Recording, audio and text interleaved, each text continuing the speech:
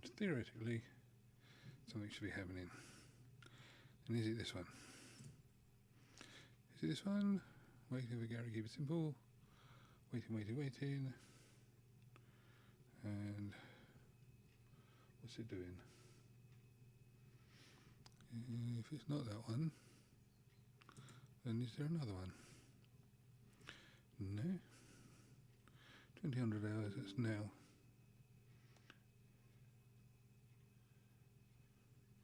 Let's go now. Hello, it's me, and I can actually see myself. So there's probably going to be some echo, and then I'm going to switch things off. That's if anything's working. Let's have a look.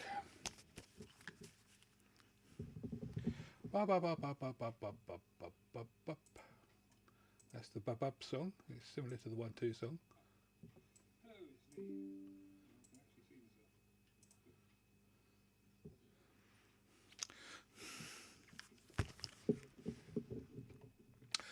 Now that should be working. So, hello everybody. I think Egil is here already, and says I've got one watching, which is possibly me. It started less than a minute ago. That's what it currently says. So, good afternoon, good evening, good morning, hello, whatever time you're watching this.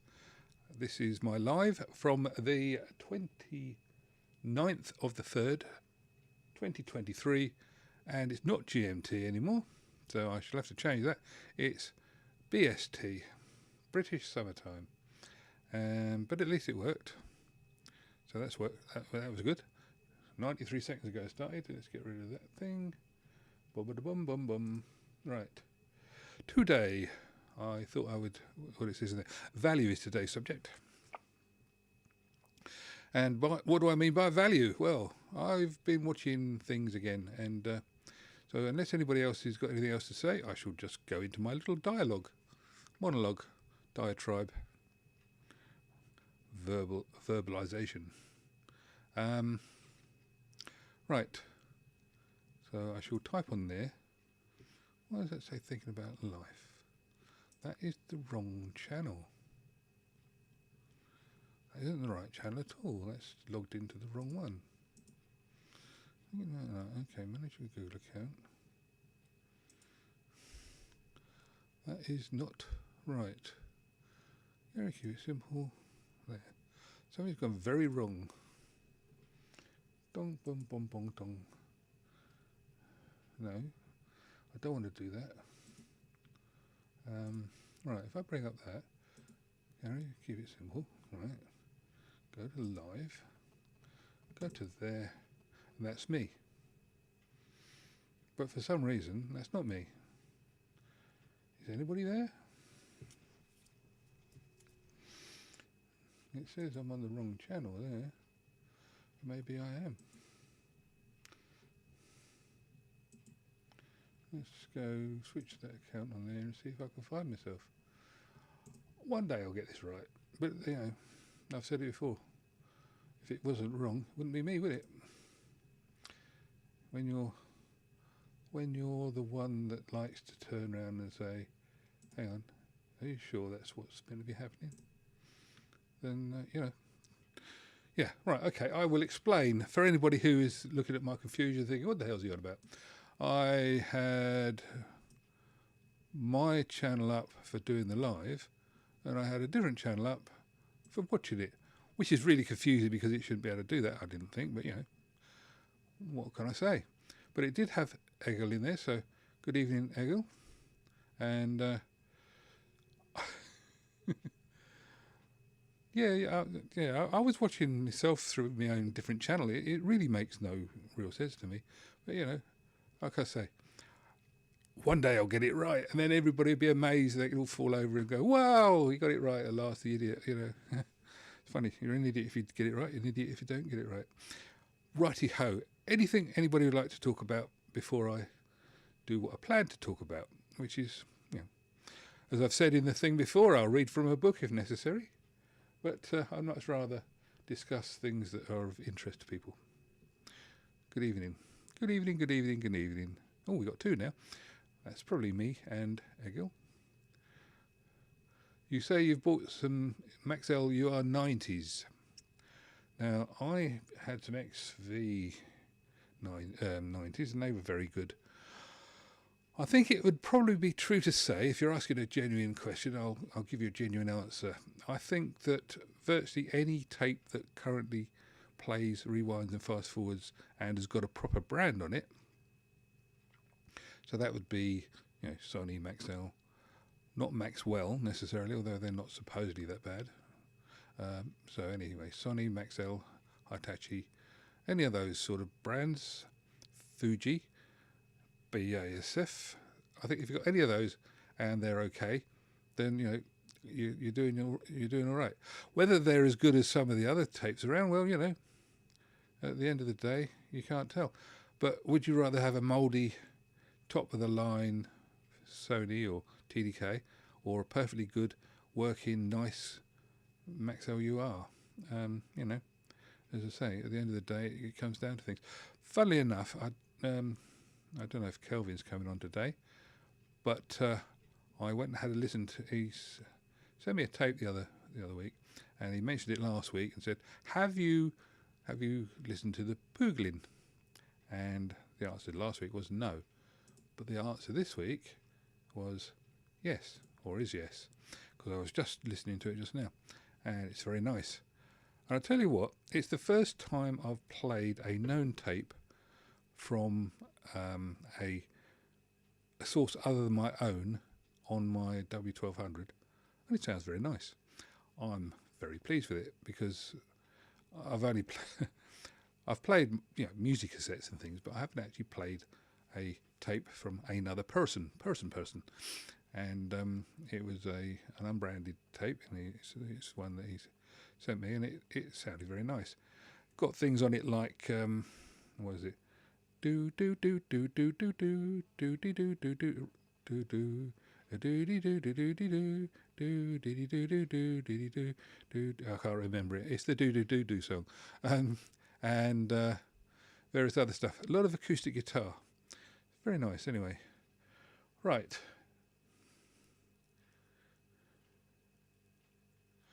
I'll tell you what. The Fox that I did the other week, that was very good. And considering the money they are, everybody says how expensive. This is what I wanted to talk about today: the value. The considering the money they are, I thought it was pretty good actually. I just excuse me while I have a quick fiddle with my picture. I don't know what I've done wrong, but it's not the way I like it. But what I did before doesn't seem to work anymore. Here we go. Let me see what that does. Excuse me while I push a button and see what happens. Yeah, I'm going to fade. There we go. Now you can see more rubbish around me. So let's move that again, and I'll do that and fade.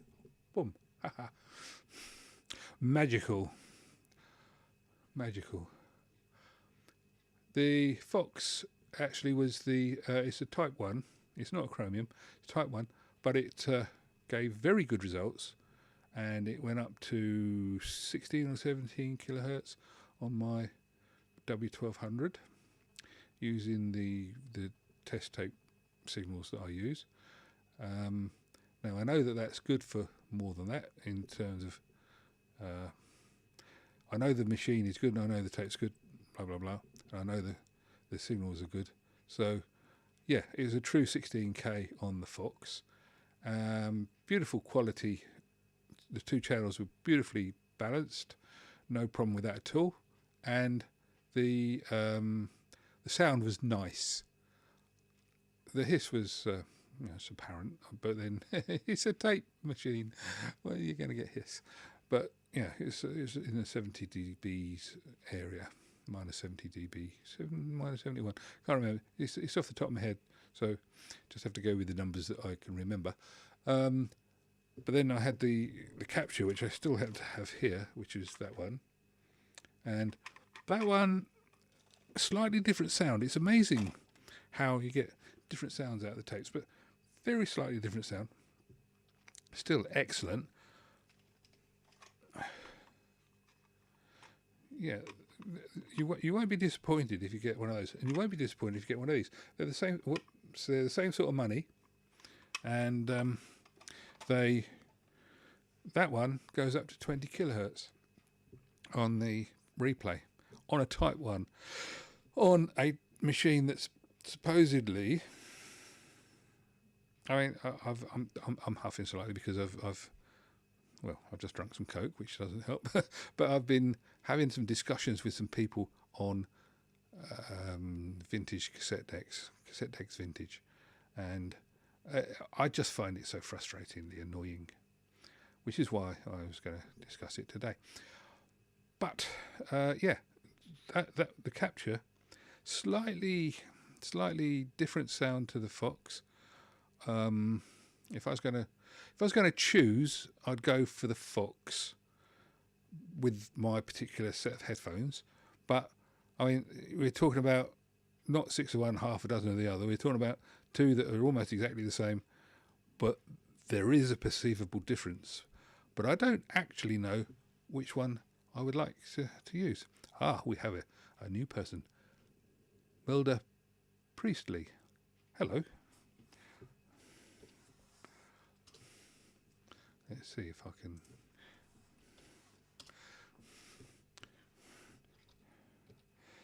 See, this is what you could call good television. I look down and I type something. And type something. Yeah, there we go. So yeah, that's the way it's got to be. The difference between the two, as I say, was almost nothing. Blind test, I wouldn't know which one I was playing. My ears don't go up to something. Oh, that was something I was going to show you. I found an interesting chart. And have you ever seen, just while we're setting out the criteria for these things, anybody know what frequency responses their ears are? Well, you'll be absolutely amazed when I tell you. You're probably all wrong. Now, I'm not really being flippant, but what I want to do is I just want to, I click things on this computer and they don't always work.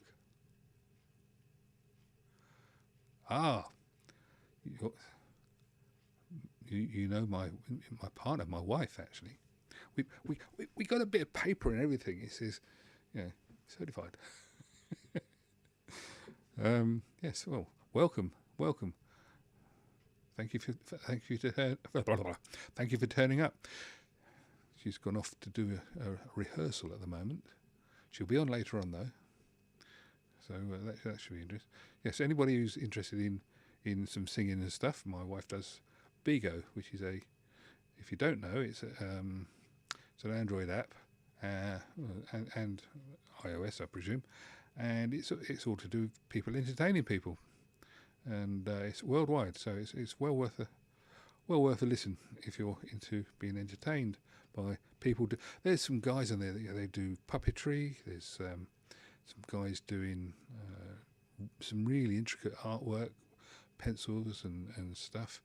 There's a I think he's Jamaican. I don't know if he's in Jamaica, but there's a Jamaican guy who does a lot of cross stitch type needlework, crocheting and stuff. And my wife, who's into that sort of thing, the crocheting and the needlework stuff, she says he's excellent. So anyway, that's a quick plug for Bigo. That's BIGO, and you'll find it in your app stores. Right, what I was going to say was value is an interesting concept, and I was watching as you know, I normally do a quick chat about what else I've seen on YouTube, because let's face it, I like watching YouTube. I keep an eye on the competition. I say competition, it's not really competition. We all like each other mostly. There's the odd person that decides to take issue with the odd other person, but not very often. And I think it's a bit of a mutual admiration society in terms of certainly the ones I like, Big Clive and Techmoan and Technology Connections and a few others. Can't remember off the top of my head because I'm trying to read something. What I'm trying to read is the the tree on my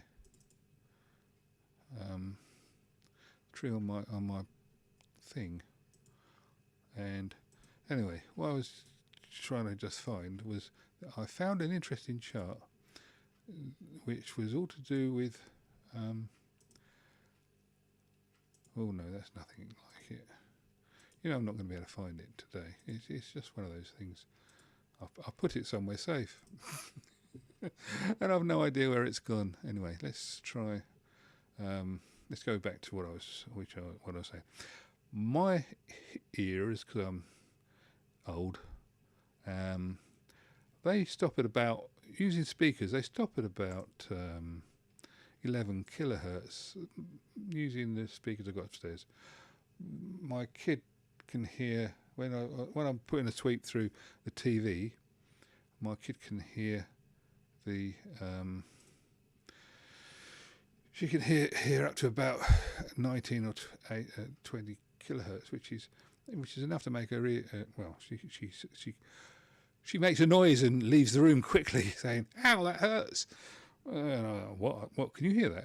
She says, "Yeah, it's loud." So, but my sort of. But using headphones, I can hear up to about 15 kilohertz or thereabouts, which means that, quite simply, the older you get, the less fussy you've got to be about your hi-fi, or you can be about your hi-fi. But it's not all about frequency response, because music actually has a very limited range. I think if you were to look at the spectrum analysis of the average orchestra, it stops at about 6 or 7 kilohertz, apart from things like cymbals and triangles, which go ting, so they have a higher frequency response. It's mostly instantaneous, and what you're actually hearing is harmonics. And I don't know, but as soon as you are actually mixing them in your ear, they should actually produce a harmonic still in your head, in your nerve that they feed to your brain. So theoretically, if you feed two signals in, like you would do electronically, into your ear, you should get the sum and the difference and all the rest of the stuff within your electrical wiring of your brain, which is probably why we don't realise we're going deaf until we can't hear a single tone, and that's why we know there's a problem. That was a thought. Anyway, any questions, any queries, anything that they'd like to say, any corrections, please put it in the comments below or put it in the chat now. More than happy to answer anything. Get distracted, go off on a tangent, it's not a problem. That's what I'm good at. And I'm good at that. Staying on topic, that's more difficult, much more difficult. Right, so Westlife did a very good video this week, and it's all about trying to fix his Technics deck, and he spent some money on it. And well, it says in the thumbnail what the sort of the story end is, but essentially he didn't have a lot of luck with it. And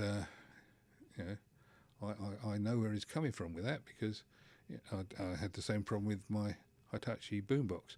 Couldn't get the parts. If you can't get the parts, you're screwed.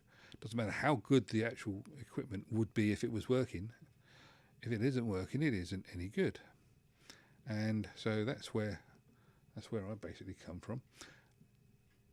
There was an interesting one from TechMoan on Sunday, which was all about the post office queue annoyer, which is quite good. I remember those; they were really quite annoying. It's quite interesting the way they did it, though. It's only a relatively short video, but he's talking about 8 tracks and films being synchronised, which is quite interesting. So it's well worth having a look if you've got any interest in 8 tracks or films, or being annoyed in a post office queue. Sort of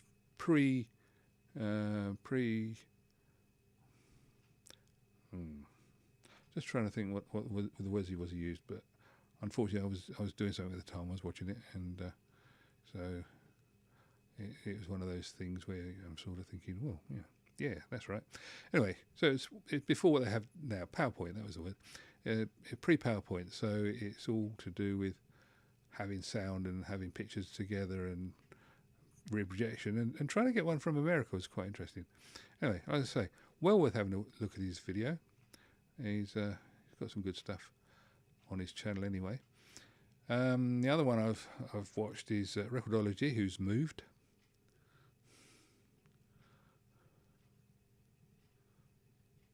Yeah, Egil, your frequency range has diminished over the years as well. Yes, too much guitar and being loud and distorted on it.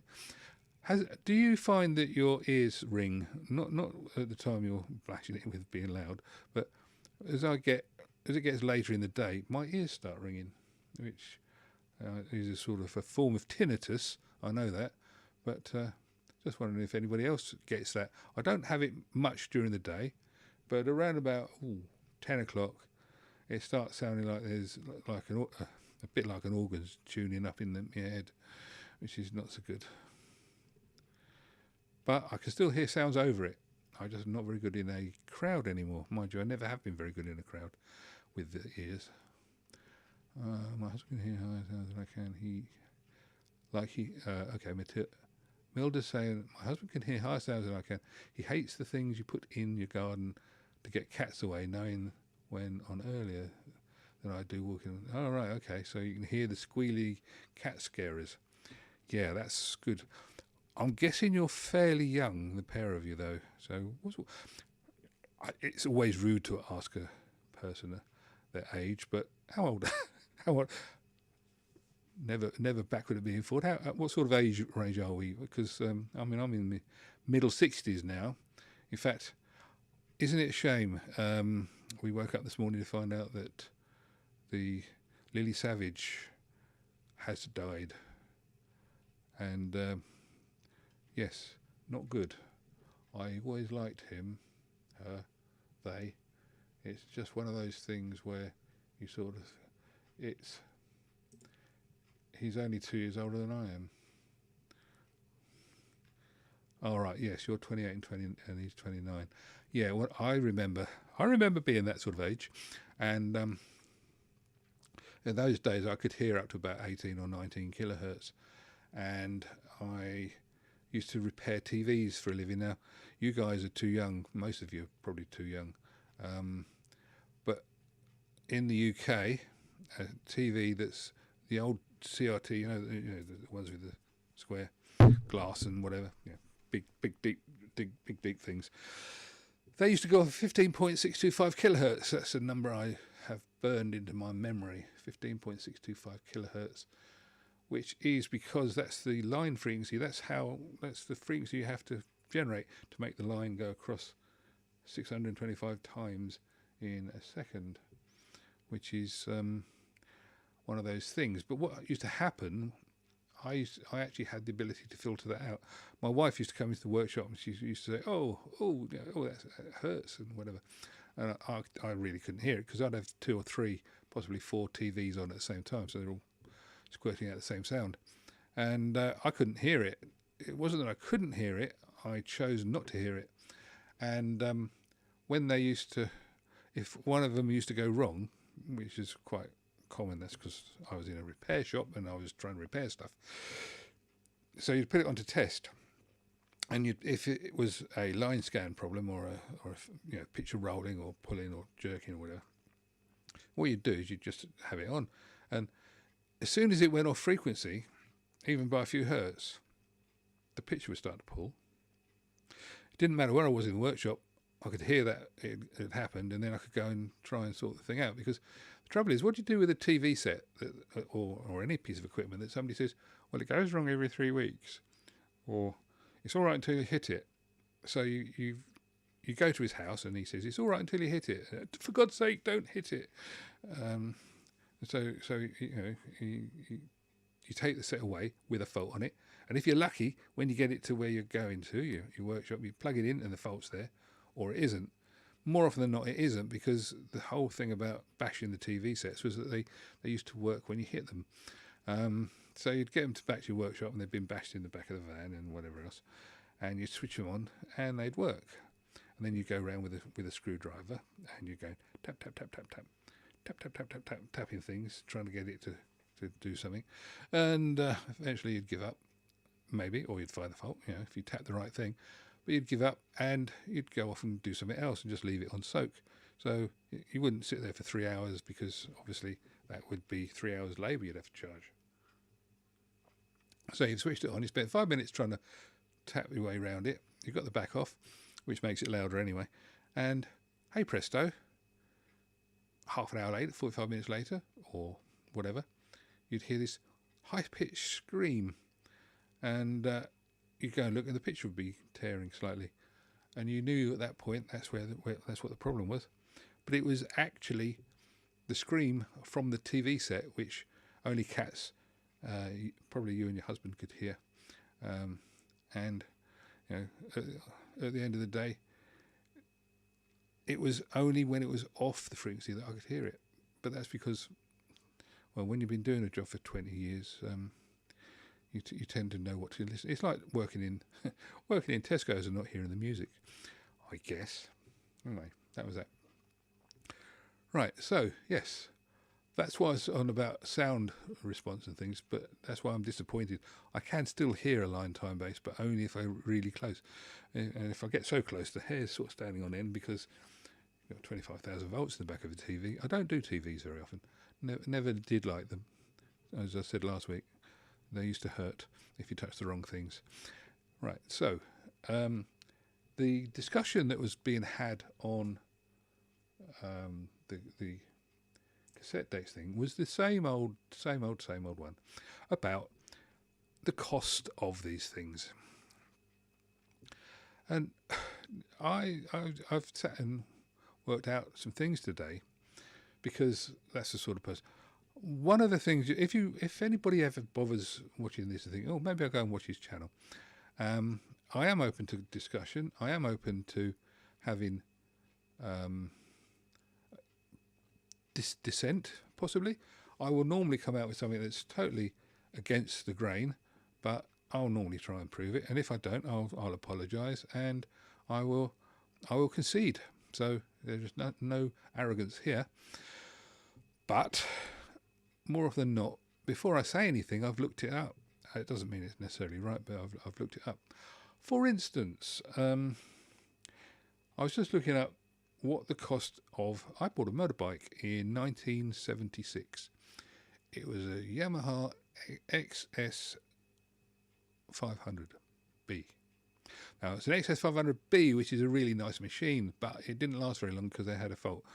And the fault was that the head was... it was a two-part head, so the valves and rocker box and everything were in one part of the head, and they were bolted to the combustion chamber part of the head.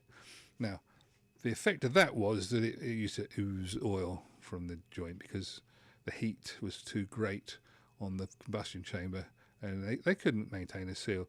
We did a reasonable job using various things, but it used to just ooze. But it wasn't like you got squirted with it. It just, you went out on a ride, and when you got back, there was a sort of a dirty trace where it tried oozing a bit. So you had to keep it wiping it off, which is probably why it was on sale, because the bike actually cost me 650 quid. The retail price of the bike was something like 900 or something in that. It was a good discount anyway. So about £300 off on a £600 bike. It's a 30% discount, end of the line, blah, blah, blah. Anyway, I was looking up today, and I've worked it out on here. Boom, boom, boom. 650 quid. Right. I bought up on here somewhere. I've probably shut it all down now. There you go. No. British finished by full Fiesta, live streaming, boom, boom. Excuse me while I just find the tab that works. Turns out I've shut it all down. Right, it says here that £10 in 1976 was equivalent to about 62 quid. Therefore, £600 in 1976. So £600 in 1976 what is equal to, what did I say it was? Well, it's roughly 10 times, but no, it worked out at 3,000 something pounds. Times 10 is 6,000. Yeah, so it's about. I don't know. I've lost the calculator here. It says here on Bing, according to the UK inflation calculator, £10 in 1976 equivalent in purchasing power to £92.09 today. Today, an increase of £82 and over to the pound has an average inflation value of 4.84%. So that's a cumulative price increase of 820%. That's about right, actually. That is about right, because if you work it out, in 1976 when I went to work, the average wage was 30 quid, £30 for the average wage, which is now a lot more than that. And most things, you just move the decimal point and you're there. 71, of course, was a lot bigger, much bigger in 1971. That's when we went decimal. Anyway, right, what I was going to say was, I've bought up, and I can probably put it on the screen, which is what I did it for. On here, there's that one. If I drag that over to there, bear with, I'm trying to do this live. I'm trying to broadcast here. It should. It's not that one. It's that one. Right. Cut. Boom. Hopefully you can see there that I've been looking at this. This is the 1976 Argos catalogue. And you can tell it's at 1976 one because it says so on it. But up there in the thing. Anyway, what it says here is that in 1976, if you bought yourself a cassette deck, like this Grundig one here, that's number 14 on there, that would be £42.50. £42.50. So if I bring up Bing again, and I'll bring it up on here, and say, this is very good, this Bing. I don't know if anybody's tried it, but I have. So if I put in that 42.5 in 1976 in TODAYSMONEY. Boom. And it says, think about it. And possibly it might even come up with an answer. It says, ask me anything. Right. And it says, what's it say? Not a lot yet. It's still trying to work it out. £392.77. So that shoebox cassette deck thing there, that Grundig, 14, which is what I had, 14, £42.50, £42.50. That thing there, in today's money, is £392. Now, I reckon, possibly, just possibly, that when you've got a W1200, let me bring it up on here. I reckon that when you've got a W1200 for £374, I don't know about you, but I think that looks slightly better value than that. Now, I have had the problem here. I'm obviously not looking at what I'm seeing, or not seeing what I'm looking at. So there we go. Interesting tapes, blah, blah, blah, blah. Right, what I just wanted to show here, and I'm not having a go at anybody here because obviously it's just what things are. But what I wanted to show here is that things are not necessarily what you think they are. Right, that Ferguson there for a start, £26.10. I think we did that last week. That's 1971. That's a lot of money now. Full test. Don't do this. Here we go. Enter the Dragon. No. I've never understood the search on this, because it never does it in what seems like the right order.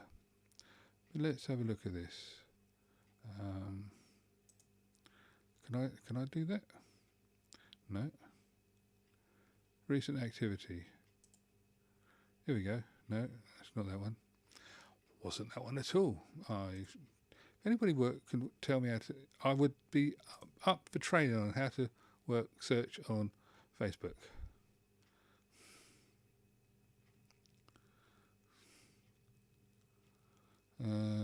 So let's see. Yeah, here we go. Now, I was saying earlier on about hearing loss. This is the chart I found, and it's interesting here, going back to what we were discussing here. This is the bottom one here is what a young person in their 20 to 30 year old. So this is why Milda and her partner are not having too much trouble. They've got 20 dB loss at 16 kilohertz, but it rises back up to 20 kilohertz because that's the way eardrums work. Then you look at somebody in my age group, which is that one, which is the diamonds. You see, with diamonds, actually stops dead at 14. So I'm doing all right to get up to 15 or thereabouts. But look at the drop on there. You're looking at dB drop. We're talking about being 70 dB down on those frequencies, but on all of the frequencies we're down 20 dB, whatever. You know, we started low to start with, and then anybody in between, you can see here, you've got basically the same pattern, but you're not going to get much over 16 kilohertz. So all these people who are over 30, who are moaning that a cassette deck won't go over 16 kilohertz, they couldn't hear it anyway. You know, it's just not there for their ears. And it's not to do necessarily, I mean, wax and hair will make a difference, but it's not necessarily that's the problem. See, 41 to 50 year olds, that's the upright pyramids. They've got relatively good hearing. I mean, they're only a bit down on the squares, 31 to 40s, and they're only a bit down, but they're 2 bits down on the youngsters who've got relatively flat hearing there. But God, look what happens here once you get past. Once you get into these diamonds here, they're really having trouble. So that's your 51 to 60 year olds. They are, they're well past it. And then you get to my section, and well, just might as well not bother.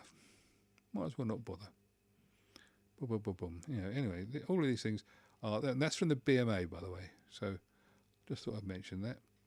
And what I wanted was a picture of the 1200. Well, this is not a 1200, but this is a TAC cassette deck and CD player, which has got the same electronics, allegedly. It's only the same deck as the 1200, but there is, they should be on there.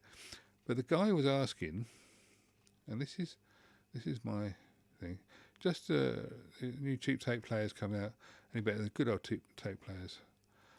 And the question was really, is there any good cheap players, any good players out there, new ones? And so, what do you reckon the first comment was?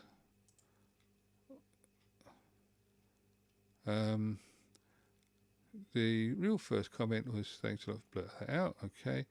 For not a lot of money, you can't buy anything, blah, blah, blah. And then everybody goes on about buying cheap stuff. But the thing is, I don't think anybody who is mechanically minded can understand that some people aren't. And so there's various comments on there saying things like, they're crap, they're shit, they're rubbish, blah, blah, blah, blah, blah. But actually, and then they're saying that they're all entry level. Well, at what point does something become entry level? Because I pointed out that the deck has remote control, soft touch controls, twin deck, parallel recording, microphone input, blah, blah, blah, blah, blah, blah, blah. It goes on. The list of specifications are quite high. But apparently, for 300 quid, that's a lot of money, 374 quid. And then you look at this thing, which was when I was in my young heyday, and 14 quid. I mean, 14 on there, £42.50, which is on the Bing, on the Bing, £42.50, is £392.77 in today's money. What is the value of stuff? Mind you, I also worked out that if I'd been paid the same money today as I was getting then, in today's value, I'd have been getting in excess of £45,000, which would have been good because I was well paid in those days, and I'm not well paid now. When I last looked, I wasn't getting anywhere near that sort of money. But, it's one of those things. Barclaycard and Access. Does anybody remember Access? Your flexible friend. Tick-tock, otherwise known as MasterCard now. Anyway, that was the thing I was looking at there. People really don't understand how these things are, the value of them, because look at this, look. I hadn't seen this page before. I missed this one before. This is a cassette deck. This is a Sharp entry-level cassette deck, number 6. Number 6 on here is £84.95. So if we ask £84, 84. No, that's a 6. £84.95. 1976. What value? One day I'll learn how to type in today's money. Let's see what it comes up with that. £84. We could probably work it out from the base of the other one. It's going to be roughly twice as much, I guess. And that's an entry level Sharp. And it says it's worth £784.54. Can everybody see that? So that Sharp there is worth £785 in today's money. And that Decca, just for comparison, £62. So knock a quarter of that off. So that one's 500 quid. Oh, that Decca's got speakers, number 3. What's that got? That's £85. So we know what that's worth. That's 700 quid for that cassette with speakers. And if we look at that, we can save 54 quid on that Waltham, number 1, which is a grand total of £115. So £115. £115 in 1976, value in today's money. See what it comes up for that. I'm thinking it's going to be quite a lot. I could work it out, but we'll let Bing do it. Oh, here we go. £1,064 for that music centre, which has got quite a nice deck on it. And I'm presuming the Alba's a similar price, 129. Yeah, so it's a little bit more. But to be honest, I wouldn't give Waltham or Alba house room. I mean, they were junky. They are entry level, but entry level over £1,000 in today's money. Decca entry level. Sharp entry level, 700 quid in today's money. I mean, where do people get on and off with value? I did point out in the thing that we were discussing on the Facebook group, I did point out that I bought a. Oh look, I can see my mouse moving now. I pointed out that I could see a. I bought a water pump, because we have a pump on our shower, and that water pump was a very expensive water pump. If you go to B&Q and try and buy a water pump, you can buy, for about £120, you can buy one that's really very good, 2-bar, and it will make a hell of a noise. The whole house will know you're having a shower, and in fact, probably the whole street will know you're having a shower. or you can buy one for about £200, which will be with it's a good brand. I won't advertise it as such, but anyway, it's a good brand, and that one will give you much quieter showers. And then you get they do one with a brass impeller. So this is a motor with 2 brass impellers and a control board. How much do you reckon one of those is going to cost? Well, I'll tell you how much one of those cost. 346 quid, which is £1 cheaper than the cassette deck. Yeah, I bought one, and it was so well made. It was from a company up north. It was so well made that I actually had to have it. Well, there was a fault. It was beautiful. I mean, it worked lovely, but there was a fault, and I actually ended up with 3 of them.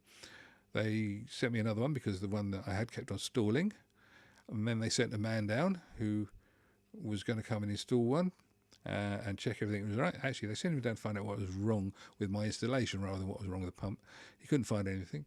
They got very embarrassed because the guy stood in my bathroom. He stood in the bath with his hand, holding up a shower hose, the shower rose thing, saying, "Look, it's not coming out very fast." To which I said, "Well, the tank is only in the loft, and you are just below the loft, and you haven't got the pump on.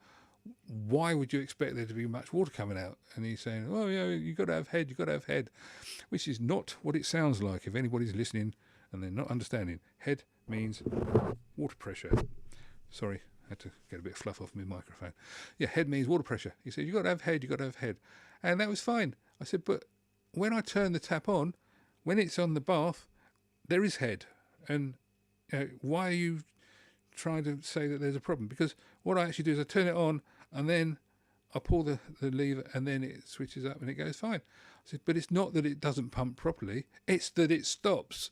And how can that possibly be head? And then he said, oh, you've got this and that. Anyway, it went on and on and on. But anyway, the long and the short of it is I got 2 very expensive. I've got one that works because they actually then decided there was a fault with it, and they had to change the production, and they sent me one of the first of the modified ones.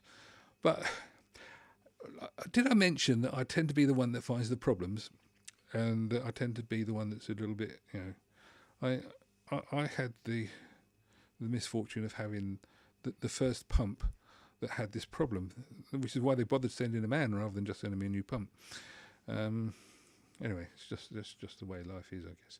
Which is one of the reasons why I'm a repairer rather than just being somebody who accepts stuff. And why I look into things. And what I was going to say was I look stuff up. So when I say something, somewhere else has said it, and back it up. What have I got into now? Okay, 47 minutes ago. Oh, wow. The other subject I was going to talk about, because I've done that now, is the value.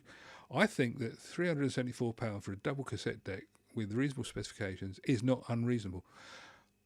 Everybody was saying it's too expensive. How can it be too expensive when you would have paid £700 equivalent in 1976 for something that was literally entry level? All it did was run tape. Didn't have Dolby, didn't have anything else, just ran tape.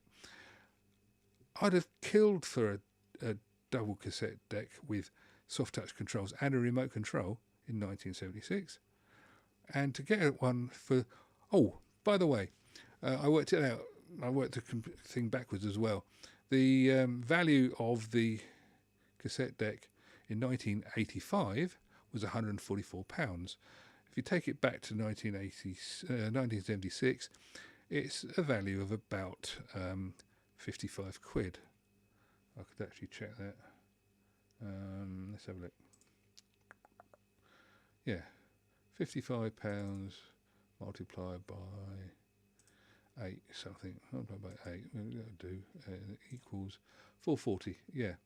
So it would actually have been less than that. In 1976, that cassette deck would have been selling for around about 45 quid.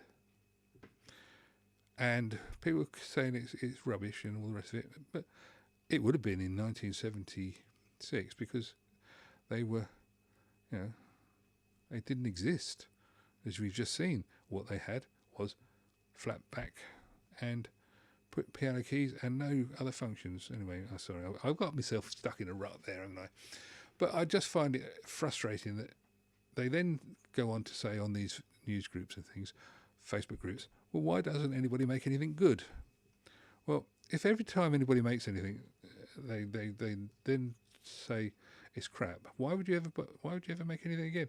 I mean, if you've ever done, anybody who's got a wife or a husband here, the wife or the husband needs to go out, and so the partner says,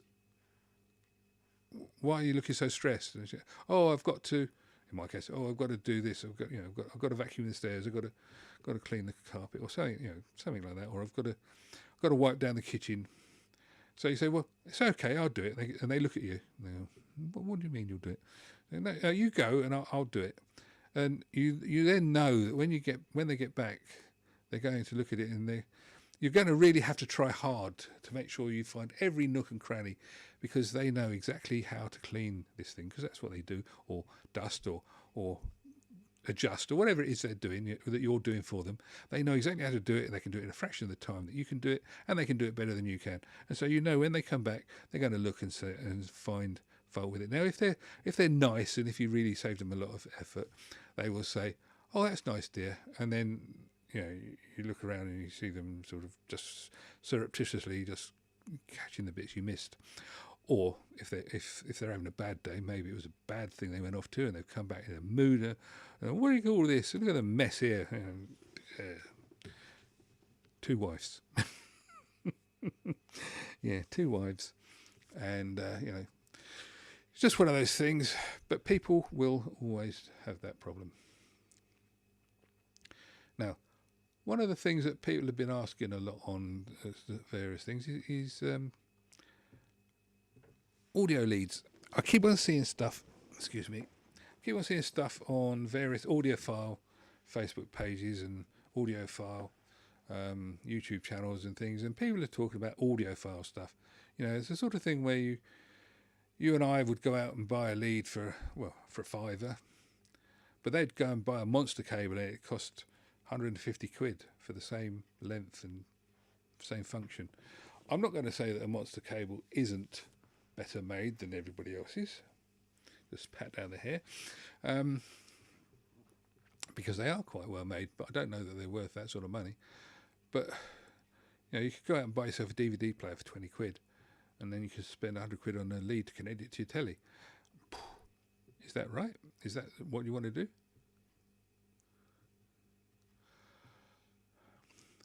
Yes, Egil.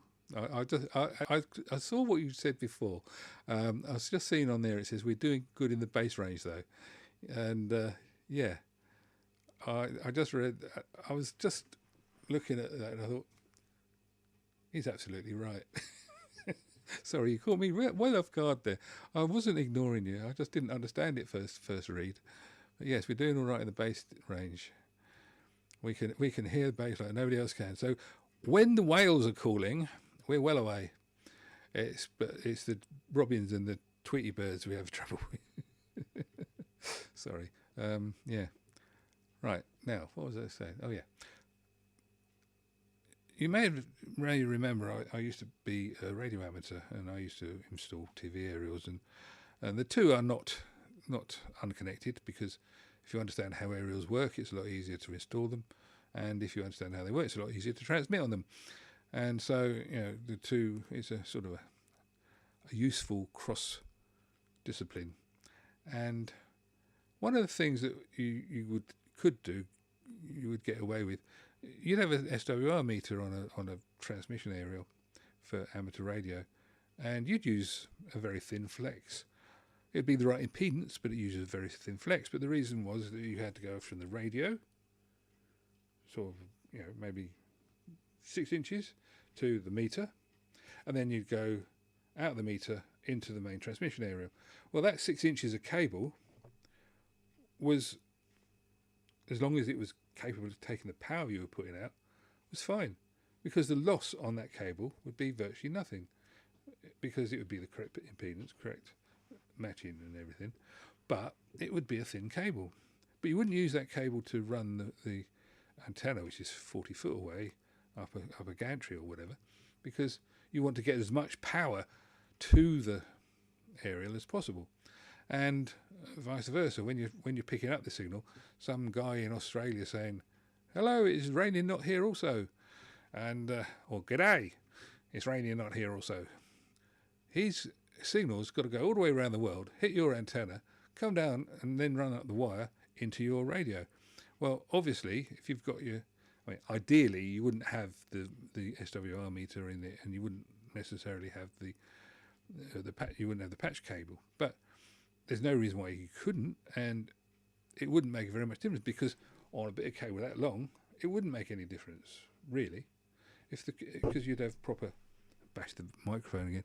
You'd have proper connectors and things on it, so they're nickel, silver, and all that sort of thing. Really, really good quality stuff.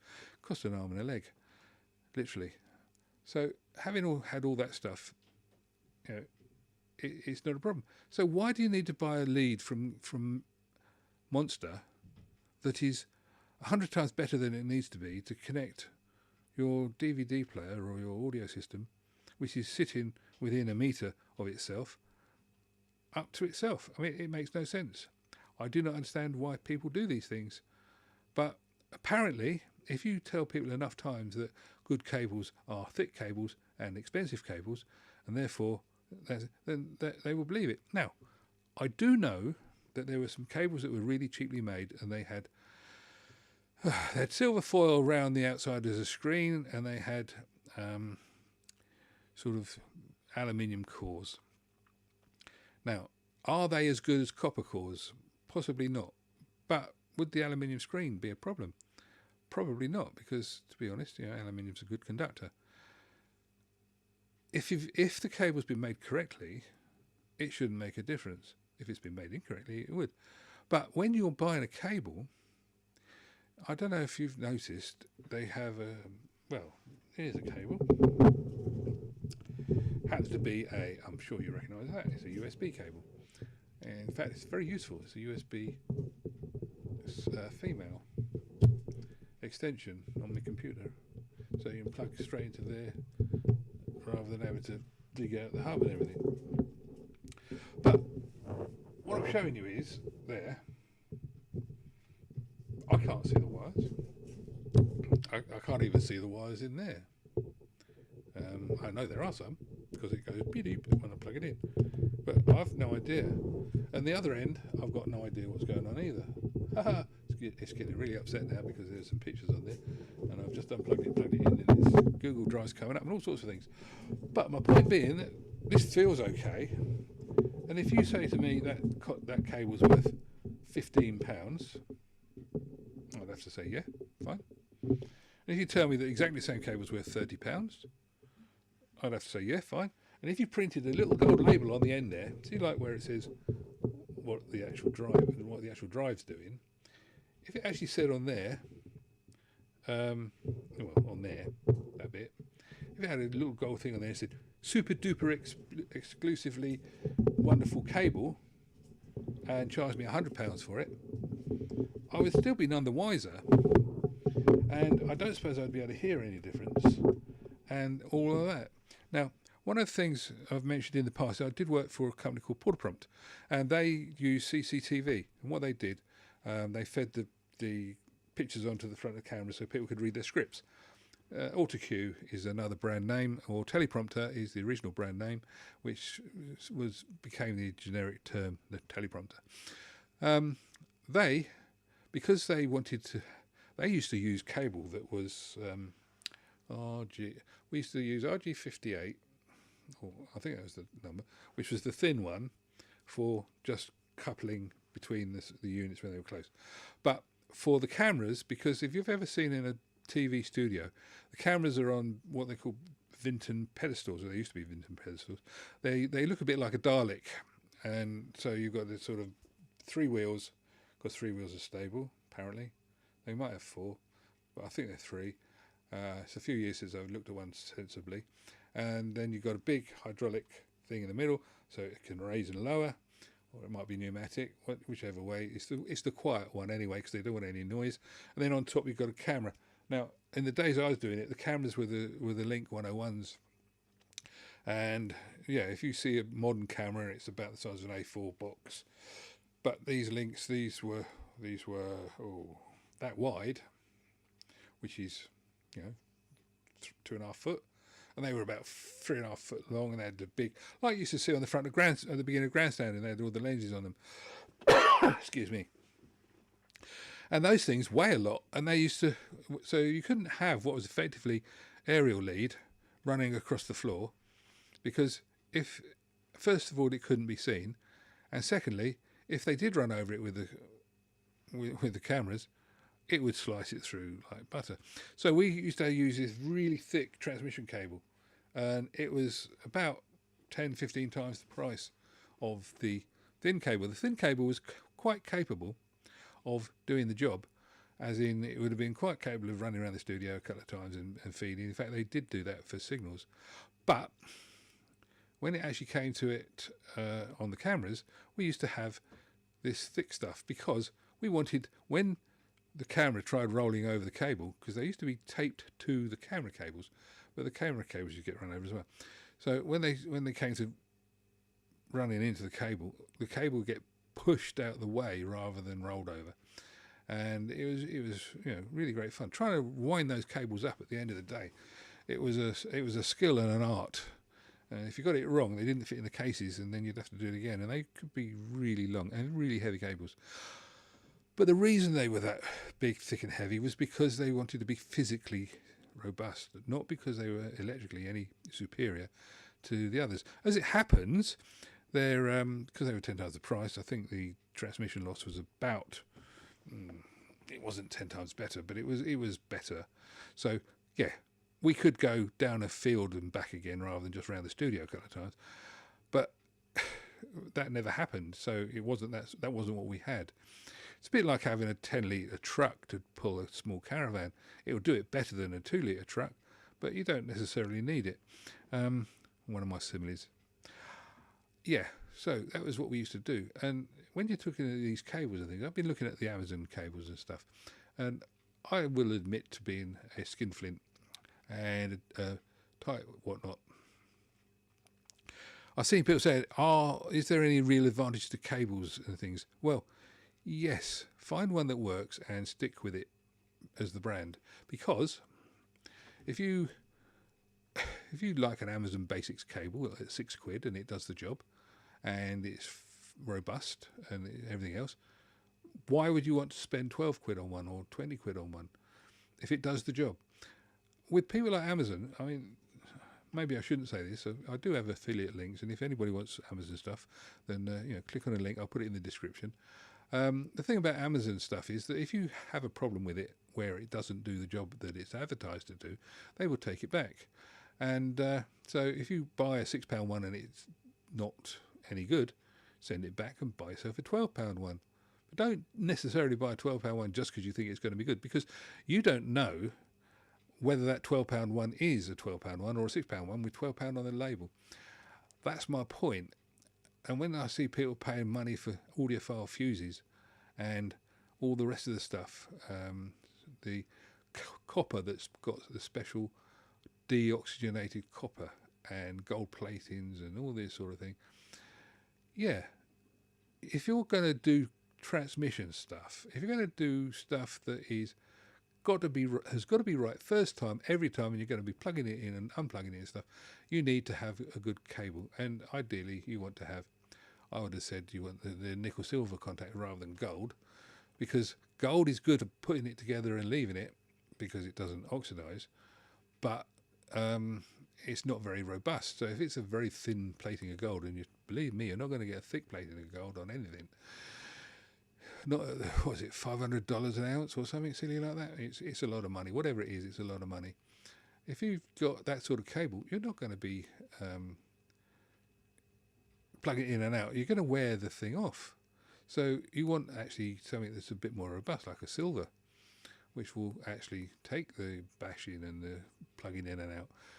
And you have to look after these things. You have to make sure the cables don't get snagged. You have to make sure they don't get oxidized. You have to make sure that, I mean, most of the RCA sockets are cheap and cheerful. But, you know, they do the job. And what do? If you find you've got a problem, you take out the lead, you plug it back in again, you give it a wiggle. And more often than not, that sorts it out for another 6 months or a year.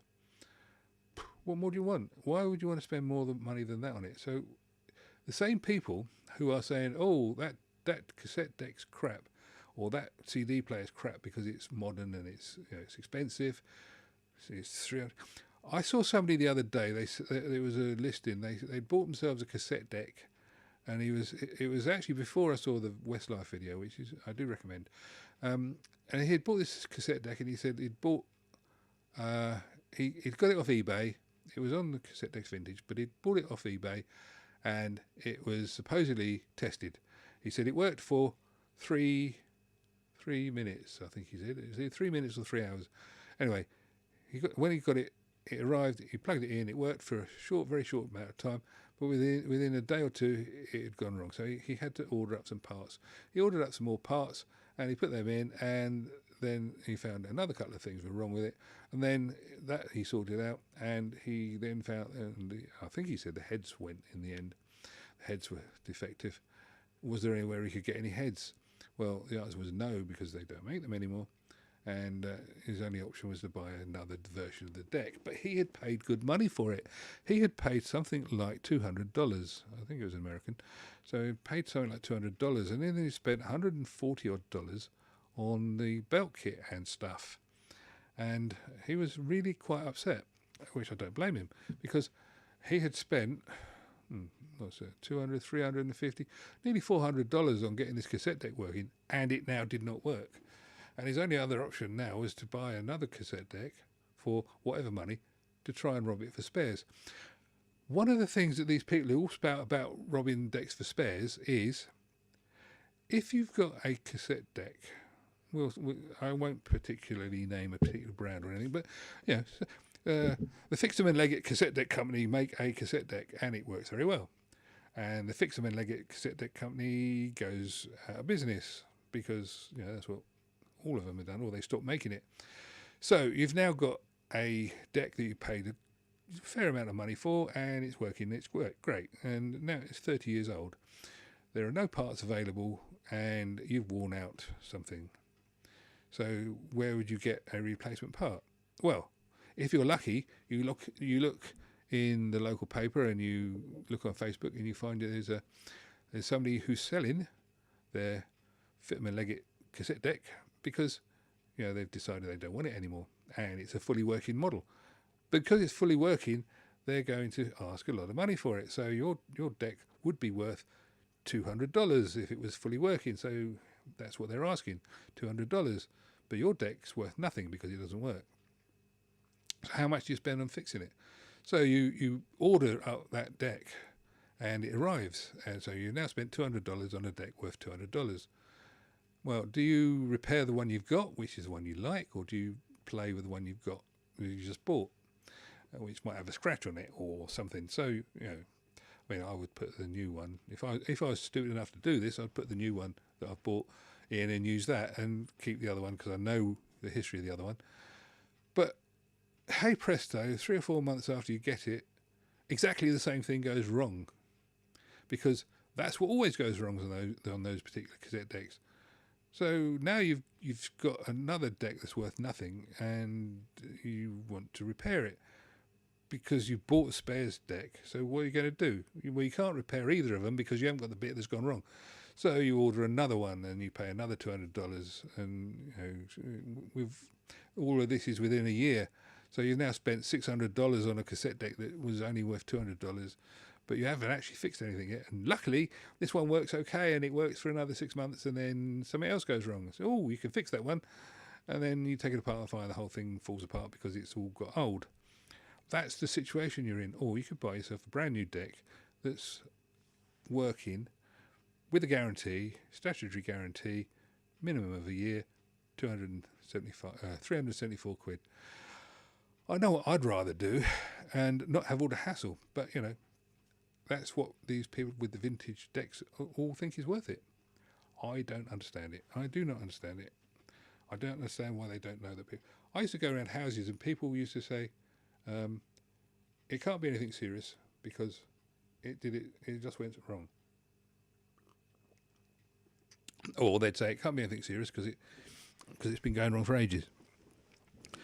And then you'd take the back off what it was, or take the top off what it was, and they'd look, and you'd see them looking, and they would just go either wow or oh, or they'd just go off and make a cup of tea. The thing was, they wanted to actually play the video recorder or watch the TV or listen to the stereo. They didn't want to repair it. That's what they were paying me for. And there were more people out there who wanted things repaired than wanted to repair them. I don't know. Maybe I'm daft. I must be daft. I don't understand why people think that people want to repair stuff. I mean, I would love that new Walkman that the Recording the Masters, I think it's them, isn't it? The French one. That new Walkman apparently is quite good. I'd love to try one, but I haven't got one. I'm not spending 140 quid on one because I've already spent it out on my other decks. I've got 2 or 3 vintage decks, and I've got my W1200. So I don't want to be spending out on a Walkman thing. And I've actually got a Walkman. It's upstairs actually, and I might well repair that. But you know what? I've got a Hitachi Walkman, which is going to be better if I repair it than the best of the modern stuff, including the French one at 150 quid. It's going to be better, but do I want to? This is the question. And if I start, will I actually get anything finished on it? Yeah, it's sounded like I've gone stuck there. I have to push the reset button and do a reboot. Right, yeah. Do I want to repair it? Do I want to get stuck into it? 18 screws to get it apart.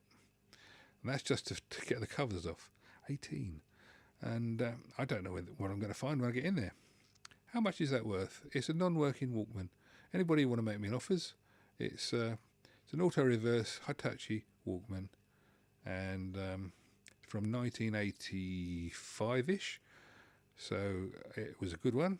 Might even be a little bit later than that. But it does nothing at the moment. And 18 screws to get it apart. It's carrying on doing nothing. That will be possibly a video one day. Look how good I am at fixing Walkmen that don't work. Not very well. Where would I get parts for a Hitachi Walkman from? You know, pinch rollers, that sort of thing. Actually, from when I looked at it the other day, I think the pinch rollers are okay, but you know, you don't know until you start using them. One of the funny things about rubber, I'll tell you what, we had a thing. If you've ever had a caravan, we had a caravan and we had it parked out the front, and it didn't get moved for a while, and then somebody put a brick through the window. It was one of the local kids. Apparently, it wasn't in character, but he still did it. And so anyway, sold this caravan. And it was 300 quid, I think. Hang on. We've got Johnny Portwood. Hello, welcome. You put something on and then you took it off. You had luck with something. But anyway, maybe try again. Yeah, this caravan was it was fine. And a guy made an offer for it, I think sold it for about 50 quid. And he came and he had a tow bar and he took it away, and I said to him, you've got to blow up the tyres. So we blew up the tyres, and he got to about 2 miles up the road and one of the tyres blew out, so he had to get another tyre. And then he got about 5 miles further on and the other tyre blew out. Because, did you know that car tyres have a chemical in them, and whilst you're actually rolling the thing along, it's actually massaging all the rubber. You've got an AOA Walkman auto reverse. Did you manage to fix it yourself? That's the question. And where did you get the bits from? I've seen Vintage Audio seems to be quite good. But you know, if you know anywhere where you can get specific Walkman parts, then let me know. Yeah, that was the thing. The rubber on tyres, if you don't actually roll them, they rot quicker. They craze first and then they rot. And if you blow them up and they've rotted, but they've crazed all the way through, you're basically rolling around on the canvas. And so, like I say, he got up the road. I think it was about 2 miles before the first one went. Quite embarrassing, but then he knew what he was buying. 50 quid for a caravan, it was good value. Apparently it got vandalised when he parked out the other end, but that's his problem, not mine. Right, anything else that we could talk about? I put about on it, maybe just a universe. Oh, right, so I got some of those kits from Amazon. They seem to be quite good. And so it's just the one belt. How many screws did it take, Johnny, to get into the Walkman thing? Because the one I've got, it's got 18 screws. That's a lot of screws, and I must admit I'm slightly scared. Having fixed stuff like this for years, it's embarrassing when it all goes wrong.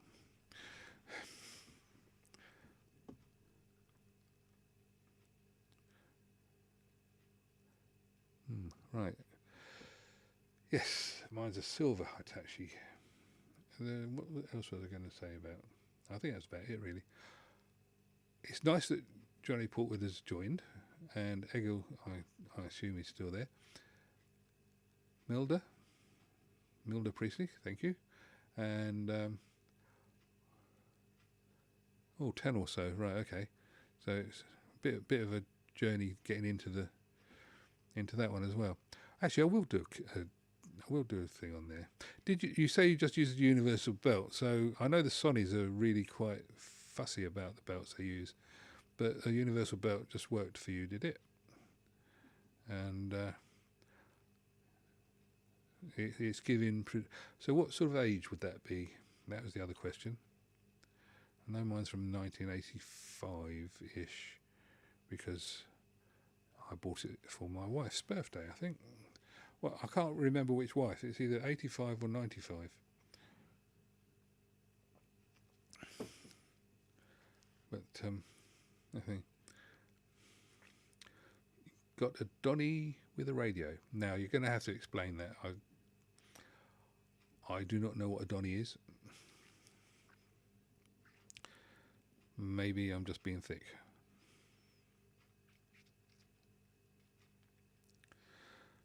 So it's yep. There's me drinking my drink. Now you can work out here how long it takes for what I say and what you see and hear, because I've just picked up the drink there. I've just put it down and now I'm looking at saying what's a Donny. So there you go. You can time that. 1, 2, 3, 4. Oh right.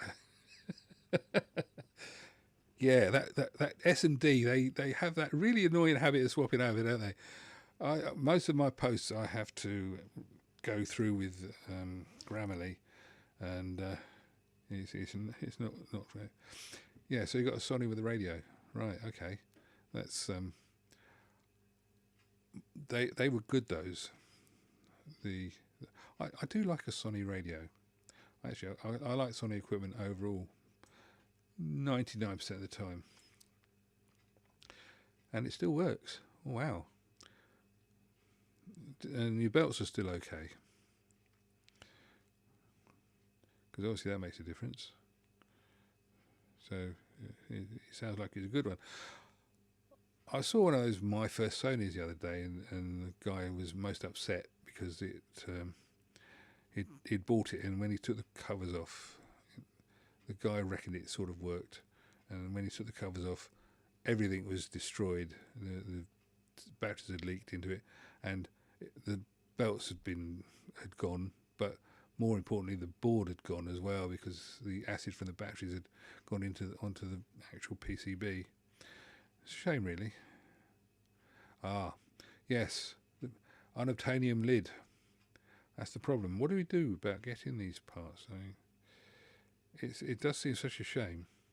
I told you I got a Toshiba which I got with a cabinet, because the guy just said, "Well, you bought the cabinet. Do you want the tape player that sits in it?"